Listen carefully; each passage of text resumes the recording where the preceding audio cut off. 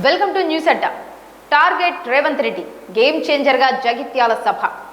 మాజీ మంత్రి తాటిపత్తి జీవన్ రెడ్డి అధికార కాంగ్రెస్ పార్టీకి గుడ్ బై చెప్పి తమ పార్టీలో చేరుతున్న సందర్భాన్ని రాష్ట్ర రాజకీయాల్లో గేమ్ చేంజర్ గా మార్చేందుకు బీఆర్ఎస్ నాయకత్వం సర్వశక్తులొడ్డుతోంది.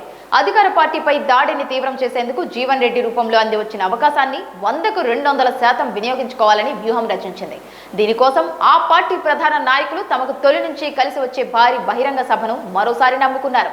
అందుకే జీవన్ రెడ్డి చేరిక వ్యవహారాన్ని జగిత్యాలకు ఆయన అనుచరులకే పరిమితం కాకుండా దీన్ని టర్నింగ్ పాయింట్ గా మార్చే ప్రయత్నాల్లో ఉన్నారు. ఈ సభకు ఉమ్మడి కరీంనగర్ జిల్లాలోని 13 అసెంబ్లీ నియోజకవర్గాల నుంచి బీఆర్ఎస్ శ్రేణులను తరలించే ప్రణాళిక అమలు చేస్తున్నారు.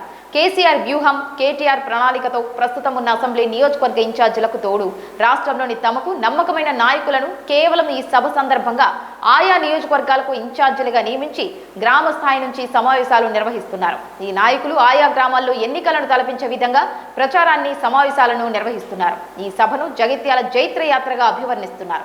రాష్ట్రంలో బీఆర్ఎస్ అధికారాన్ని కోల్పోయి దాదాపు 3 ఏళ్లు కావస్తోంది. ఈ 3 ఏళ్లలో బీఆర్ఎస్ కు అనుకూలించిన అంశాలు తక్కువేనని భావిస్తున్నారు.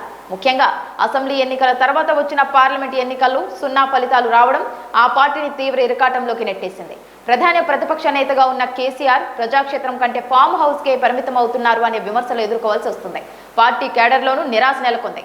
ఇదే పరిస్థితిలో కల్వకుంట్ల కుటుంబంలోని మరో నేత కవిత బీఆర్ఎస్ ను వీడి నిత్యం ఆ పార్టీని విమర్శించడం కూడా ఇబ్బందికరంగానే పరిణమించింది. ఆమె కొత్త పార్టీని ప్రకటించేందుకు సమాయత్తమయ్యారు. పలువురు బీఆర్ఎస్ మాజీ ఎమ్మెల్యేలు తనతో టచ్ లో ఉన్నారని తాజాగా ఆమె చేసిన వ్యాఖ్యలు గులాబీ నాయకత్వాన్ని కలవరపరిచేలా ఉన్నాయి.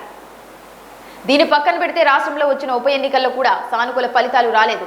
హైదరాబాద్ ను తమ అడ్డగా చెప్పుకునే బీఆర్ఎస్ కు కంటోన్మెంట్ లో ఓటమి కంట్లో నలుసుగా మారింది. ఆ తర్వాత జూబ్లీ హిల్స్ ఎన్నికల్లో వ్యతిరేక ఫలితాలు వచ్చాయి. ఈ 2 స్థానాల్లో తమ పార్టీ ఎమ్మెల్యేలు ఆకస్మికంగా మృతి చెందిన సానుభూతి కూడా కలిసి రాలేదు. ఇక గ్రామ పంచాయతీ, మున్సిపల్ ఎన్నికల్లోనూ పలు జిల్లాల్లో జనం షాక్ ఇచ్చారు. ఈ 3 ఏళ్ల కాలంలో బీఆర్ఎస్ నాయకులు కేటీఆర్, హరీష్ రావు కాంగ్రెస్ ప్రభుత్వాన్ని ఇరుకుని పెట్టేందుకు చేయని ప్రయత్నం అంటూ లేదు. ముఖ్యంగా సీఎం రేవంత్ రెడ్డి టార్గెట్ గా నిత్యం విమర్శలు చేస్తూనే ఉన్నారు. రేవంత్ రెడ్డికి పాలన చేత కాదంటూ, రాష్ట్రాన్ని తిరోగమన బాట పట్టించారంటూ రోజు విమర్శలు గుప్పిస్తున్నారు. అయినా వీటికి ప్రజల నుంచి ఆశించిన స్పందన కనిపించడం లేదు. ఈ దశలో జీవన్ రెడ్డి అధికార పార్టీని వీడి బీఆర్ఎస్ లో చేరేందుకు సిద్ధమయ్యారు.